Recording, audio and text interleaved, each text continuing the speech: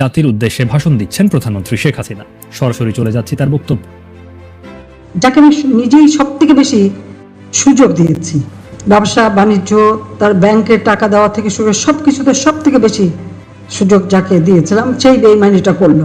5 আগস্টের পর ছাত্র জনতা আন্দোলনের মুখে দেশ ছাড়তে বাধ্য হয়ে ভারতের দিল্লির আশ্রয়ের থেকে বিভিন্ন ফোন কলে নেতাকর্মীদের এতদিন দিক নির্দেশনা দিয়ে আসছিলেন সাবেক প্রধানমন্ত্রী শেখ হাসিনা। এবার দীর্ঘ 6 মাস পর দিল্লি থেকে সরাসরি জাতির উদ্দেশ্যে ডক্টর ইউনূসকে নিয়ে যা বললেন সাবেক প্রধানমন্ত্রী শেখ হাসিনা। সামান্য ব্যাংকের একটা এমডি পদের জন্য, কিন্তু তিনি ওই এমডি পদটা ছাড়বে না, অথচ গ্রামীণ ব্যাংক চালাতে পারে না। আমি 98 সালে যখন সরকারি ভয়াবহ বন্যা, সেই সময় এই ব্যাংকে প্রথমে 100 কোটি, তারপর 200 কোটি, তারপর 400 কোটি টাকা গ্রামীণ ব্যাংকে আমি দিয়েছিলাম, যে ব্যাংকটা যেন চালু থাকে, কারণ গরিব মানুষ ঋণ পায়, গরিবের কথা চিন্তা করি।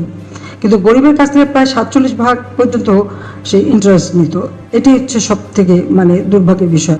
100 কোটি টাকার একটা ডিপোজিট দিতে হয়, সেটার থেকে তাকে মওকুফ করেছিলাম, এবং তাকে অন্যান্য সুবিধা, সব ধরনের সুবিধা তাকে এত বেশি দেওয়া হয়েছিল।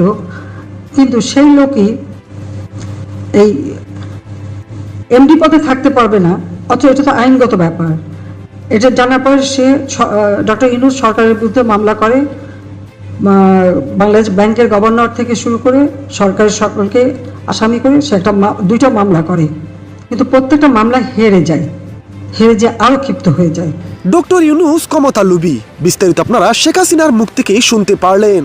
তাই প্রিয় ভিউয়ার্স, ডক্টর ইউনূসকে নিয়ে সাবেক প্রধানমন্ত্রী শেখ হাসিনার কথাগুলো আপনাদের কেমন লেগেছে, লাইক কমেন্ট শেয়ার করে জানিয়ে দিন আপনার মতামত।